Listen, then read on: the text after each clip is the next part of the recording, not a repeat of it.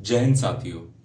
लगभग 23 से 24 महीने के बाद लगभग 250 से ज्यादा लोगों की मौतों के बाद और 70,000 से ज्यादा लोगों के विस्थापन के बाद अब मणिपुर के जो सीएम हैं बीरेंद्र सिंह, उन्होंने इस्तीफा दे दिया है।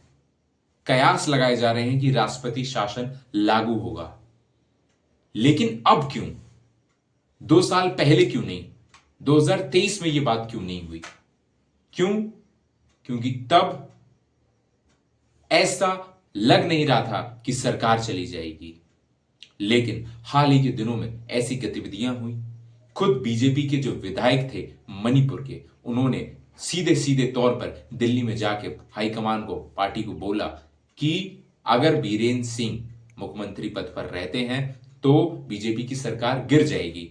वहां के गवर्नर ने भी जब ये ग्राउंड रियलिटी जाकर बताई, तब बीरेंद्र सिंह ने इस्तीफा दिया और वो मंजूर हुआ। कितनी बुरी राजनीति हो रही है हमारे देश में। एक राज्य लगभग 2 साल से जल रहा है, सैकड़ों लोगों की जान गई है, महिलाओं के साथ वो अभद्रता हुई है जो हमारे देश के इतिहास में कभी नहीं हुई, और उसकी वजह से जो भारत की छवि धूमिल हुई, जो भारत कमजोर हुआ, उसके बारे में कोई चर्चा नहीं करना चाहता है। यही बीजेपी सरकार ने हमारे देश के मणिपुर जैसे अखंड राज्य को बर्बाद कर दिया और जलने के लिए सौंप दिया है।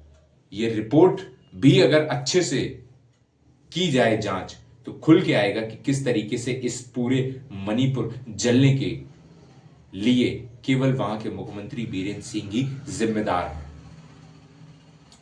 ये बात मैं खुले तौर पर अब इसलिए कह रहा हूं कि इस इस्तीफे का कोई मतलब नहीं रह गया है। जितने लोगों की जान गई, जिन महिलाओं, पुरुष और तमाम उस समुदाय के लोगों के साथ अभद्रता हुई, वो अब कभी सही नहीं हो सकती है।